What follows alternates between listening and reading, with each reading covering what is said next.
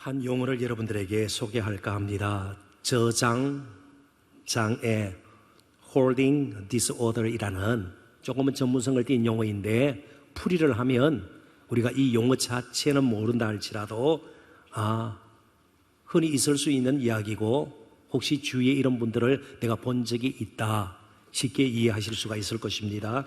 물건에 대한 강박적인 집착 때문에 이미 쌓아놓은 물건들이 생활 공간을 침범하여 불편함을 겪으면서도 무엇인가를 계속 수집하여 저장하려는 성향을 일컫는 말, 그게 저장장애입니다.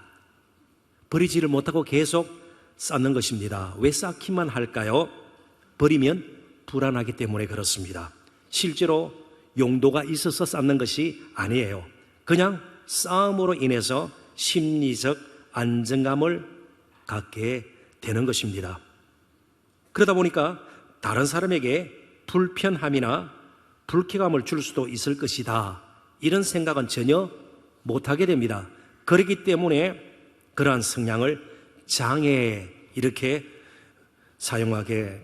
용어를 사용하게 되는 겁니다. 우리 모두에게도 영적으로 이런 저장장애적인 요소들이 있을 수 있음을 먼저 우리는 인정할 필요가 있습니다. 대표적인 것이 율법주의적인 성향입니다. 정도의 차이는 있겠지만 우리 모두에게는 이런 성향이 다 있습니다. 목사인 제게도 있습니다. 무슨 말인가 하면, 자기 스스로의 힘으로 또 스스로 만들어낸 방식에 따라 자신이 주가 되어서 주님을 따르는 것이 아니고 나의 생각과 계획과 경험과 판단과 뜻을 따라서 자기 의를 이루려는 성향, 그것이 율법주의적인 성향입니다. 저장장애와 마찬가지로 이 율법주의적인 성향을 가진 사람들이 교회에 많아지면 자신뿐만 아니고 서로에게 불편함을 주고 또 불쾌감을 유발시킬 수가 있는 것입니다. 그래서 신앙에 우리가 빼놓을 수 없는 부분이 버리는 것이에요. 적당히 버릴 줄도 알아야 되고요, 적당히 때로는 우리가 포기할 줄도 알아야 하는 겁니다. 분명히 붙들어야 할 것이 있는 반면에 청산해야 할 것도 있다는 것이죠. 이런 율법주의적인 신앙을 과감하게 버리지 못하면, 청산하지 못하면 복음의 은혜와 능력에 대해서 들을 수는 있죠. 그것도 여러 번 반복해서 들을 수는 있겠지만 그 복음의 은혜와 능력을 누리지는 못하게 될 것입니다. 그래서 오늘 나눌 말씀의 주제는 율법주의적인 신앙의 청산입니다. 이제는 버리고 정말 복음의 은혜와 능력을 누리면서 복음 중심적인 사고를 하고 복음 중심적인 삶을 살고 또 교회에서는 복음 중심적인 사역을 감당하자는 뜻입니다. 이게 왜 이렇게 중요한가 하면, 사도 바울이 판단하기로 갈라디아 교회의 근본적인 문제는 딴 데 있지 않았습니다. 거짓 교사들의 가르침을 따라서 율법주의적인 시장에 빠지는 성도들이 더 많아졌기 때문입니다. 그러니까 그냥 두어도 자기들끼리 싸우는 것이에요. 교회 갈등이 생겼습니다. 그토록 살아가던 사도 바울을 원수처럼 생각하는 겁니다. 십자가를 거부하게 되는 것입니다. 그래서 이 율법주의인 신앙이 얼마나 위험한가를 사도 바울은 뼈저리게 느꼈습니다. 그래서 오늘 11절에 보면, 내 손으로 너희에게 이렇게 큰 글자를 쓴 것을 보라. 지금까지 이 편지를 사도 바울은 대필자, 대신해서 편지를 쓰는 사람의 손을 빌어서 편지를 썼습니다. 그러나 더 이상은 그럴 수 없다는 겁니다. 너무나도 심각한 문제에 부딪힌 갈라디아 교회 성도들에게 율법주의적인 신앙이 얼마나 위험한가를 이제는 직접 펜을 들어서 자신이 쓰면서 강조할 수밖에 없다는 겁니다. 일종의 비장한 과거의 그런 사도 바울의 모습을 우리는 보게 되는 것입니다. 교회를 영적 혼란과 갈등 가운데로 빠뜨린 거짓 교사들, 이 거짓 교사들을 할례를 주장하기 때문에 때로는 할례주의자라 이렇게 부르기도 합니다. 그리고 유대교의 전통과 관습을 지나치게 집착하면서 따르기를 강요하기 때문에 유대주의자들, 그리고 스스로 우리의 힘으로 구원에 이를 수 있다, 이런 식으로 자기 의를 드러내기 때문에 율법주의자들, 이렇게 부르기도 합니다. 아무튼 이런 거짓 교사들의 가르침 가운데 특별히 할례를 강조하는 이유가 무엇인가를 이제 이어지는 본문에서 사도 바울은 밝히고 있습니다. 이 부분이 해결이 되어야 복음의 정말 순수한 은혜와 능력을 그들이 다시 한번 누리게 될 것이고 갈라디아 교회가 회복될 것을 사도 바울은 확신했기 때문입니다. 오늘날도 마찬가지입니다. 이것은 열심의 문제가 아니에요. 율법주의적인 신앙을 가지고도 엄청난 그런 열심을 가지고 사역 감당할 수가 있어요. 사람 보기에는 너무나 괜찮아 보이고요, 대단해 보일 수가 있어요. 그렇지만 좀과 같아서 잘 보이지 않지만 계속해서 우리의 건강한 신앙을 갉아먹을 수 있고 건강한 교회를 훼손시킬 수가 있는 것입니다. 그래서 우리가 정말 심각하게 생각해야 될 것은 때로 우리들이 겪는 많은 문제들이 개인적으로든 가정적으로든 혹은 교회적으로든 말이죠, 밖으로부터 오는 핍박과 유혹보다는요 대체적으로 내부에서 일어나는 문제들이에요. 바로 이 율법적인 신앙이 극복하기 힘든 것은 우리 안에 있기 때문에 그렇습니다. 내부의 적을 물리치기가 훨씬 어렵다는 사실을 우리는 꼭 기억할 필요가 있습니다. 그래서 웬만한 그런 다짐과 결단의 마음 없이는 이 율법주의적인 신앙을 극복할 수가 없는 것입니다. 이런 의미에서 오늘 설교는 좀 딱딱할 수 있을 것이에요. 재미가 없을 것입니다. 그래서 제가 이렇게 한번 연결시켜서 비유를 들면 훨씬 또 이해가 쉽지 않겠습니까? 심한 중병에 걸렸습니다. 병을 고치는데 재미로 고칠까요? 막 병을 고치는데 자 CT 촬영하는데 너무 저거 기계가 멋져 보이고 저럴 수가 있는가 흥분이 되나요? 아니요. 병을 고치는 데는요 굉장히 때로는 두려움도 있고요, 마음에 불안감도 있을 수가 있고요, 초조해지기도 해요. 이런 마음 없이 그냥 넋을 잃고 우리가 율법주의적인 신앙이 그런가 보다 이걸로 넘기면 우리가 헤어날 수가 없다는 겁니다. 건강한 교회를 세우고 건강한 신앙을 유지하는데 결국은 실패하고 말 것이라는 겁니다. 그래서 오늘 우리가 병을 고치듯이 정말 심각한 문제를 내가 해결하고 새로운 좀 인생의 길을 내가 걸어보겠다, 그런 다짐하는 마음을 가지고 몇 가지 주제를 가지고 이 주어진 본문의 말씀 주제를 함께 나눠보기를 원합니다. 첫 번째 주제가 편한 신앙입니다. 조금은 딱딱하게 들릴 것이라 말씀드리지 않았습니까? 일단 예수 그리스도께서 보여주신 진정한 믿음의 모습은 결코 편하지가 않습니다. 그러나 율법주의적인 신앙은요 교모하게도 편한 것을 추구한다는 사실을 꼭 잊어서는 안 될 것입니다. 편하다 그러면 무슨 소파에 앉아서 TV를 보고 말이죠, 뭐 휴가철에 휴가 가서 그죠 바닷가를 바라보면서 그늘에 앉아서 그죠 뭐 시원한 음료를 마시면서 이런 류의 편안한 것이 아니에요. 지극히 자기 중심적이다 그런 뜻이에요. 그래서 편한 것이에요. 아무도 건드릴 수가 없는 그런 신앙이라는 뜻이에요. 12절 봅니다. 무릇 육체의 모양을 내려하는 자들이 억지로 너희에게 할례를 받게 하면 그들이 그리스도의 십자가로 말미암아 박해를 면하려 함뿐이라. 율법주의자들이 할례를 그토록 주장했던 것은 결국은 십자가로 인한 핍박을 피하기 위함이었습니다. 그들은 잘 알고 있었습니다. 동족 유대인들이 십자가를 얼마만큼 싫어하는지 잘 알고 있었습니다.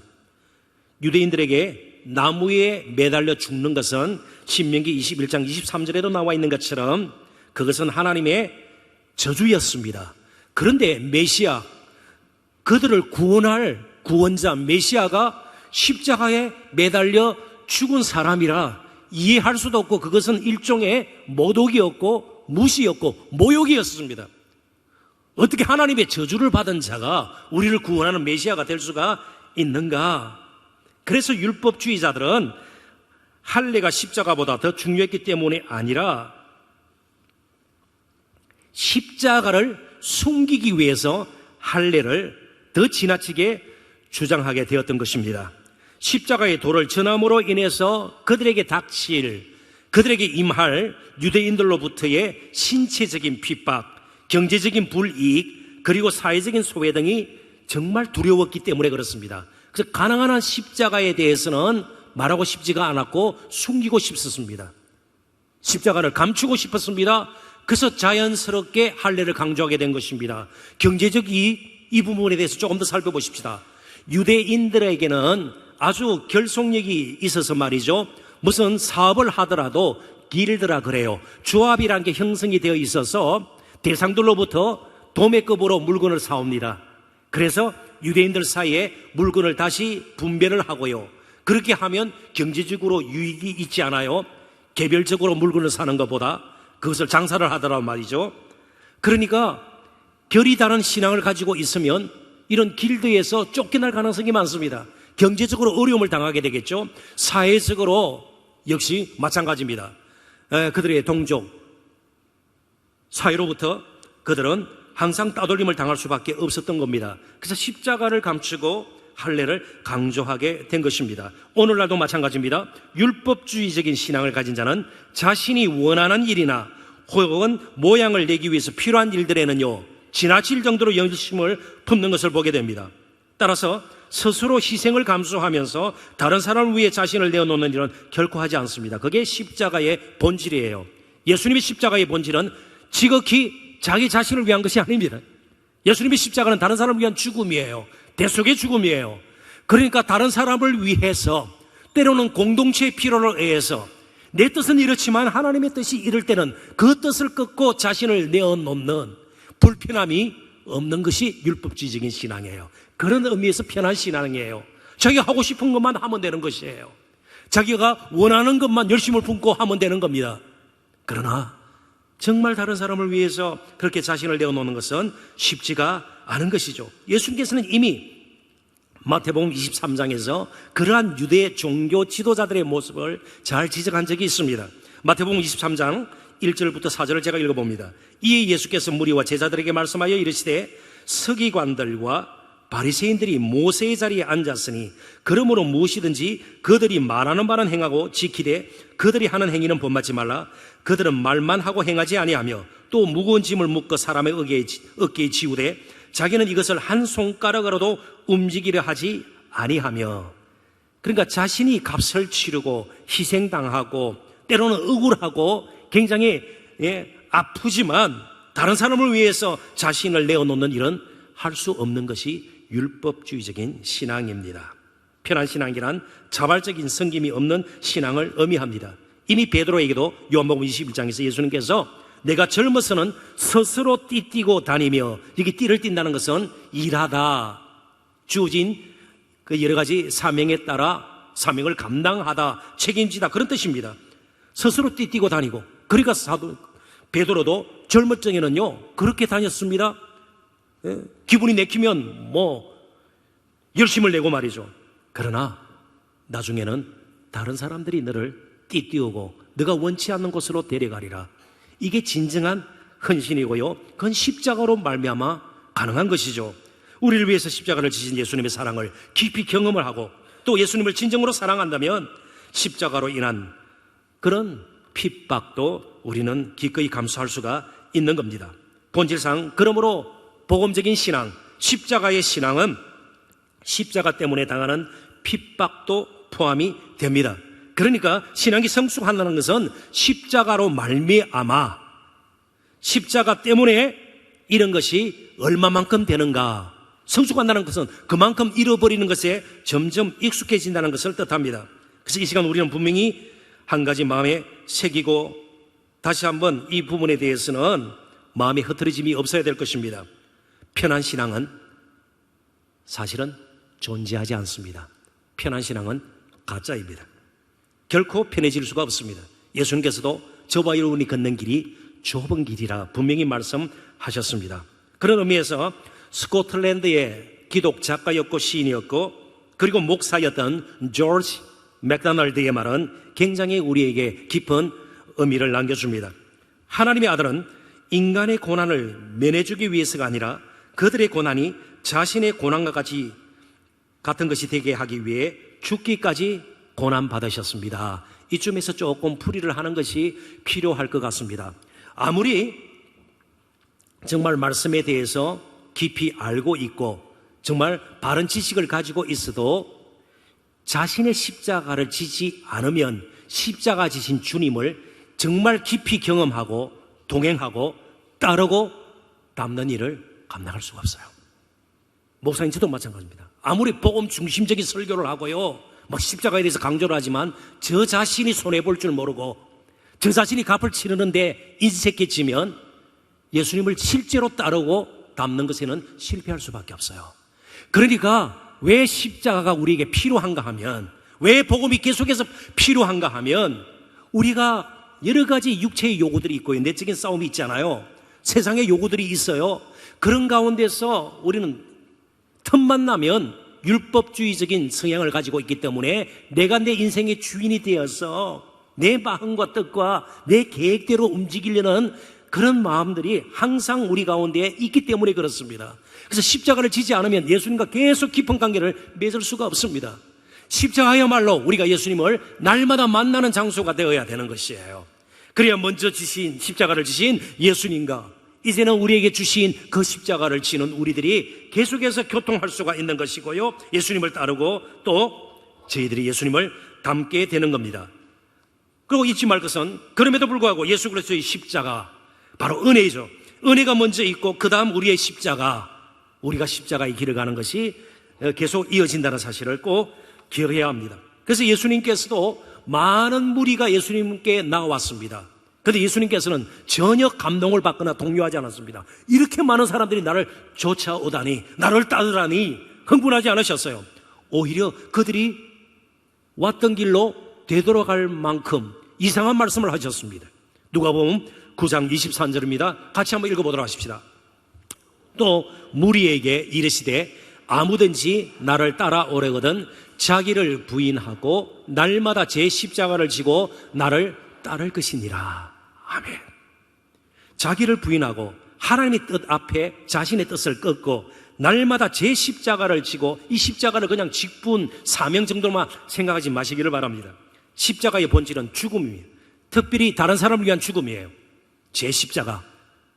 그래서 내가 날마다 술 먹고 행패 부리는 이 남편, 내가 져야 될 십자가, 그 정도로만 생각하지 마시고요. 그런 남편까지도 사랑해야만 하는 것이 십자가예요. 그 남편이 십자가가 아니고요.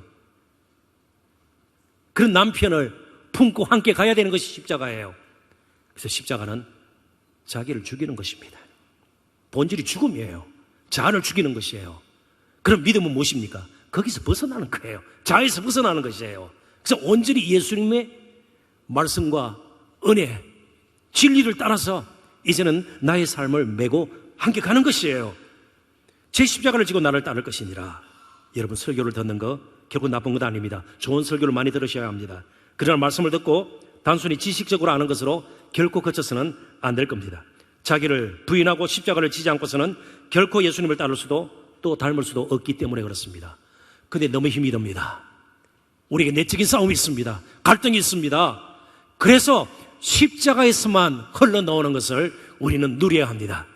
십자가를 질 때 느낄 수 있는 것이에요. 뭘까요? 내적 평안입니다.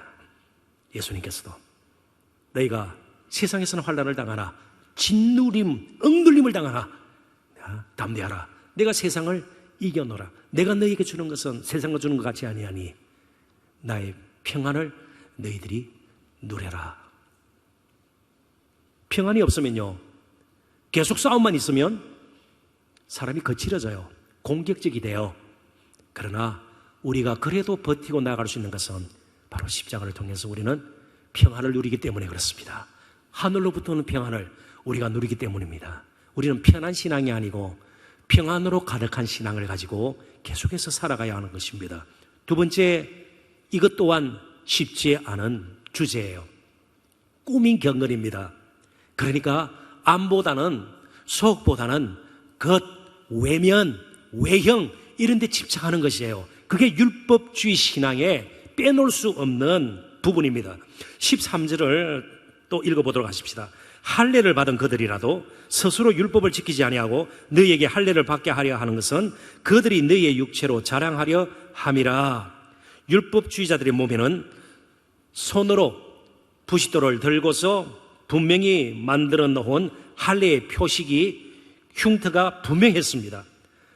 그러나 그들의 마음에는 하나님의 말씀대로 살고자 하는 열망이 없었던 것이 문제입니다. 왜 그럴까요? 마음의 할례를 받지 못했기 때문에. 이건 사람의 손으로 하는 것이 아니에요.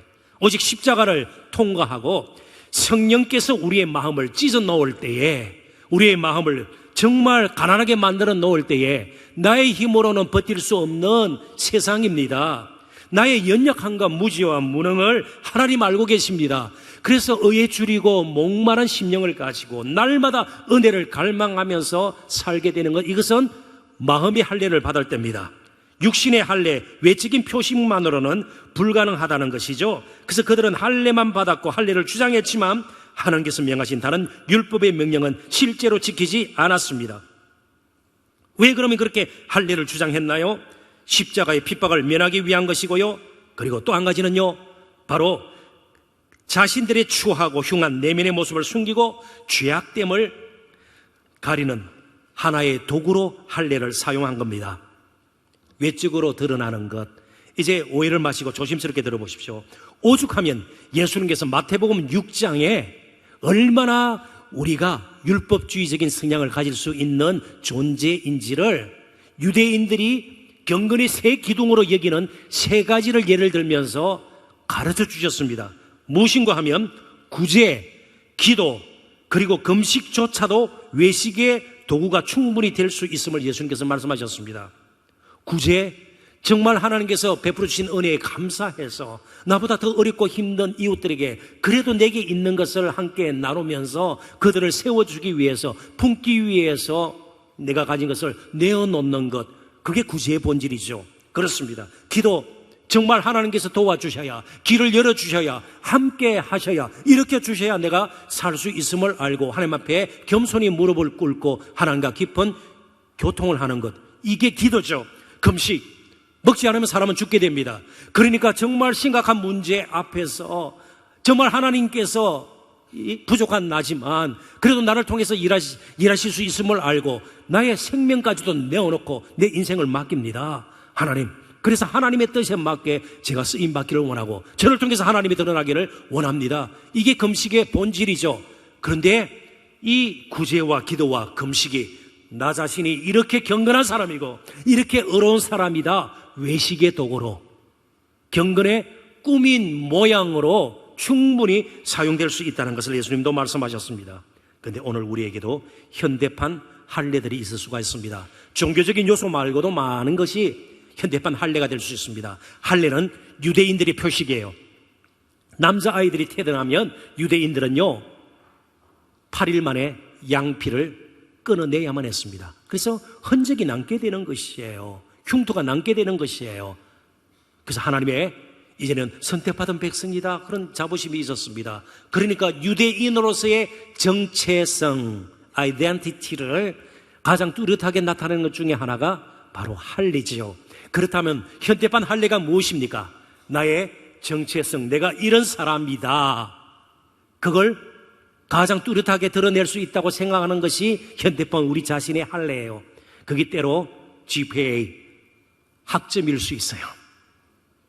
그래서 공부 못하고 명문대학 출신이 아니고 그러면요 루저, 젊은이들이 사용하는 말, 실패자처럼 역임을 받아요. 토익 점수, 아파트의 평수, 이런 것들이 현대판 할례가 될 수 있는 것입니다.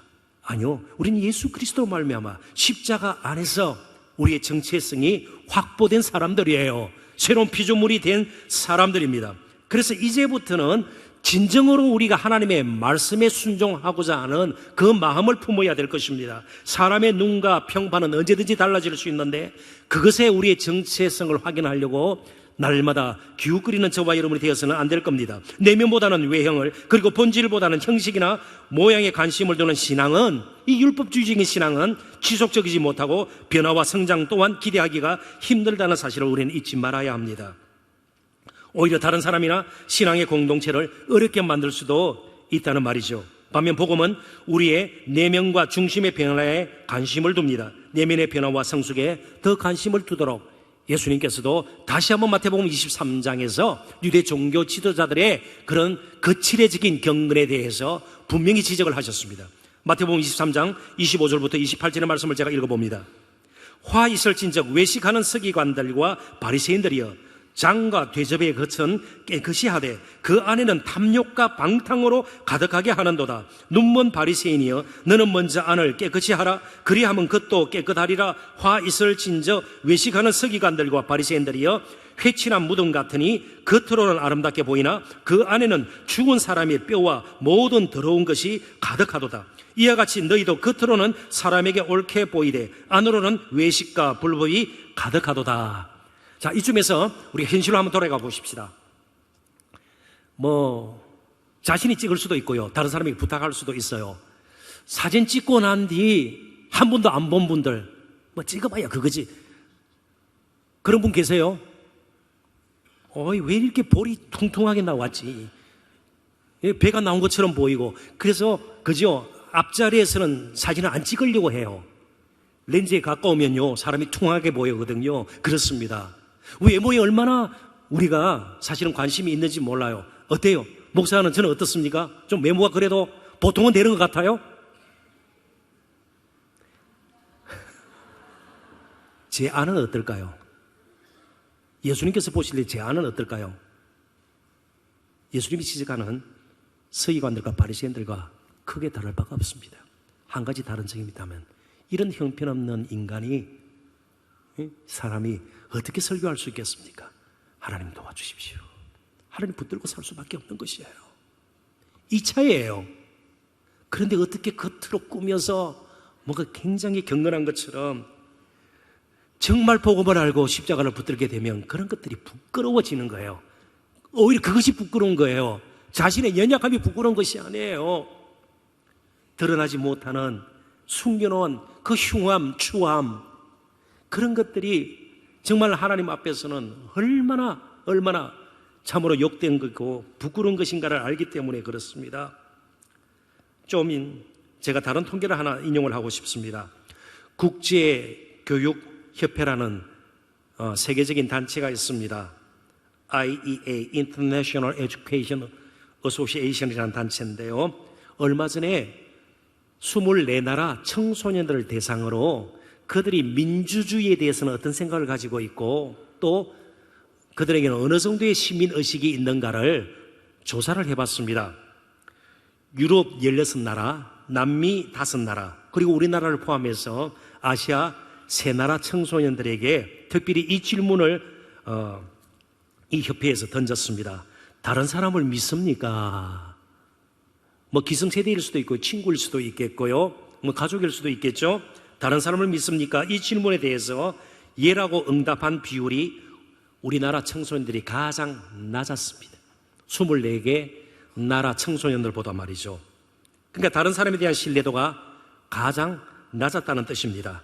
39.7%, 10명 가운데 4사람 정도가 다른 사람을 그래도 믿을 수 있습니다. 6명은 아니오예요.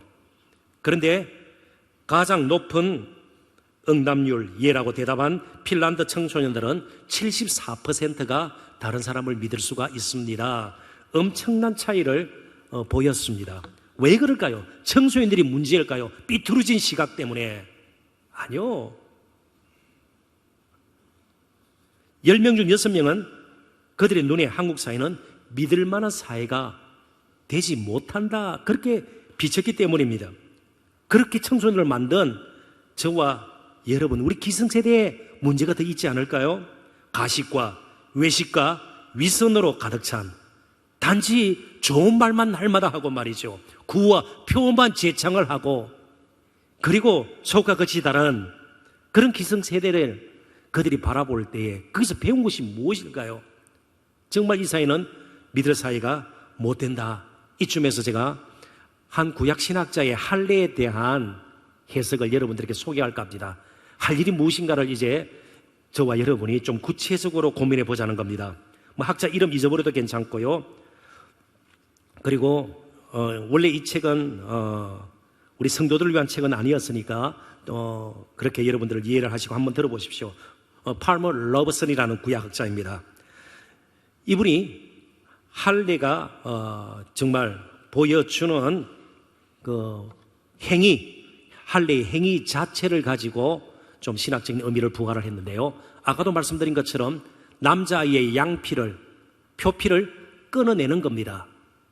그러면 끊어냄을 당한 그 피부는요, 죽죠. 그래서 이분은 할례를 극적으로 우리 옛사람을 죽이는 결단이라, 의식이라 그렇게 표현했습니다.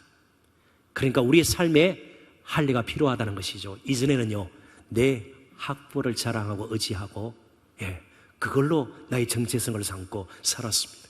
나의 재산, 나의 외모, 나의 다른 사람이 없는 특별한 재능, 전혀 섬기는 데는 사용하지 못하고 나를 높이는 데, 인정받는 데 사용을 한 겁니다. 그러면 진정한 할례는요, 그런 것을 끊어버리는 겁니다. 옛사람을 죽이고 이제는 하나님이 나의 소망이십니다. 예수 그리스도의 은혜로 나는 사는 인생이 되었습니다. 그렇기 때문에 아까도 말씀드린 것처럼 우리의 연약함, 무능과 무지는요, 사실은 부끄러운 것이 아니에요. 인정하지 않는 것이 부끄러운 것이에요. 단지 그것은요, 더 능하신, 온전하신, 우리를 지극히 사랑하시는 하나님 앞에 더 가까이 나아갈 수 있는 기회가 될 수 있는 거예요. 얼마나 예수 그리스도와 그의 복음이 우리에게 필요한가를 우리는 우리의 연약함을 보면서, 잘 변하지 않는 자신의 모습을 보면서 깨닫게 되는 겁니다. 그리고 우리는 순간순간 삶의 할례를 이제는 행하게 되는 것이죠.